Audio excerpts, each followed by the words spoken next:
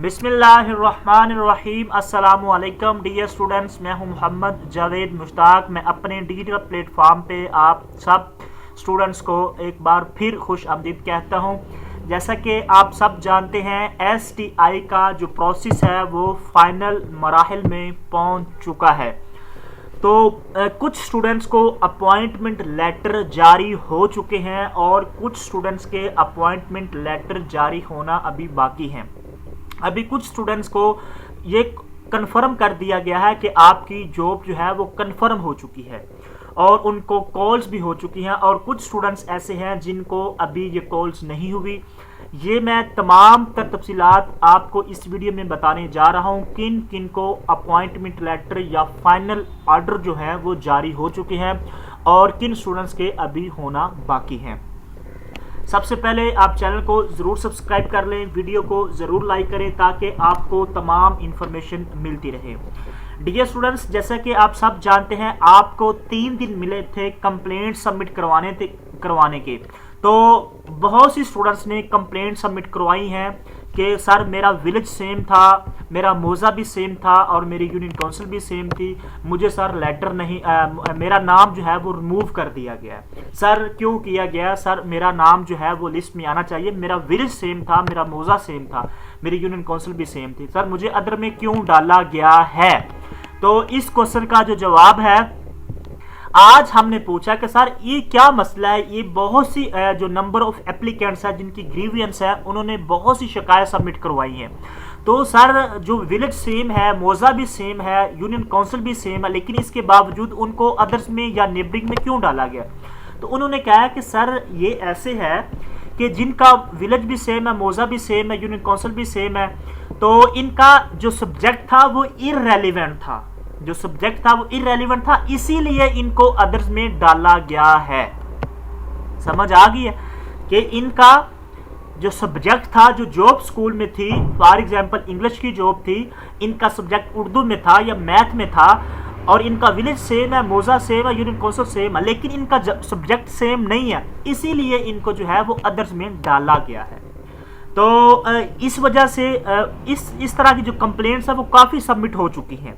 तो in complaints को देखा जा रहा है। सबसे पहले मैं आपको एक और चीज़ बता दूं, जिनको फाइनल ऑर्डर जारी हो चुके हैं, जिनका कोई यानी कि मसला नहीं था, बहुत से डिस्ट्रिक्ट ऐसे हैं जिनको कोई इशू नहीं था, जिनका विलेज डिस्ट्रिक्ट मौजा सेम था और उनका सब्जेक्ट भी सेम था, किसी ने कोई ज़्यादा शिकायत सबमिट नहीं करवाई और उनका मेरिट भी जो है वो तकरीबन हाई था। तो उन स्टूडेंट्स को जहाँ पे कोई इशू नहीं था, जहाँ पे कोई ऐसा यानी कि कंप्लेंट्स वाला इशू नहीं था, उनको जो है वो फाइनल ऑर्डर जारी हो चुके हैं, उनको कॉल्स जो है वो रिसीव होना शुरू हो चुकी है, उनको फाइनल ऑर्डर जो है वो आना शुरू हो चुके हैं, जिनका विलेज, मौजा, यूनियन काउंसिल सेम है, और या ऐसे स्टूडेंट्स जहाँ ऐसी कंडीशन हो जहाँ कोई किसी किस्म का इशू ना हो, ठीक है, और किसी ने कोई कंप्लेंट भी सबमिट ना करवाई, ऐसे डिस्ट्रिक्ट बहुत से हैं, तो उधर जो है फाइनल ऑर्डर जारी हो चुके हैं, ठीक है।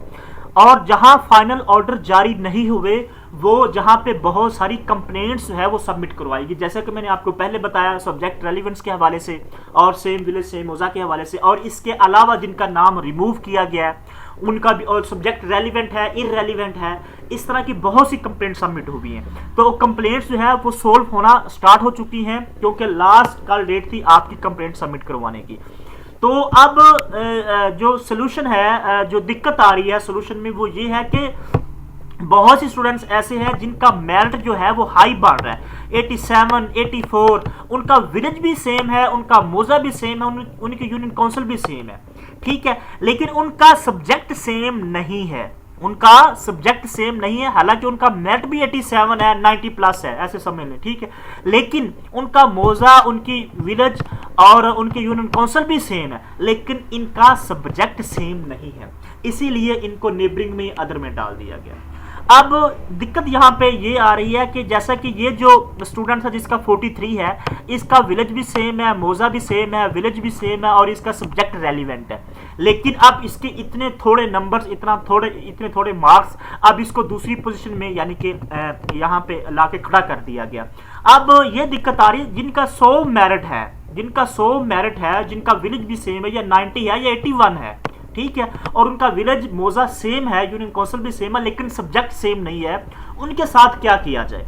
यहाँ पे जो है एक उनको काफ़ी दिक्कत आ रही है कि हम यहाँ पे क्या करें। इन बेचारों की इतने अच्छे स्कोर हैं, 81, 80 या 100 प्लस या 90, इनका जस्ट सब्जेक्ट सेम नहीं है, सब्जेक्ट इररेलेवेंट है, लेकिन इसके बावजूद हमने इनको जो है वो जॉब नहीं दे रहे। तो इस पे जो है ना वो है काम हो रहा है कि अब जो है तो किनको जॉब दी जाए, लेकिन इनका जो सेम विलेज है, सेम मौजा है, सेम यूनियन काउंसिल है, लेकिन सब्जेक्ट भी सेम है, चाहे उनके 30 भी ऐसे स्टूडेंट्स हैं जिनका 30 स्कोर है, उनका विलेज सेम है और सब्जेक्ट सेम है, तो उनको जॉब जो है वो दी जा रही है।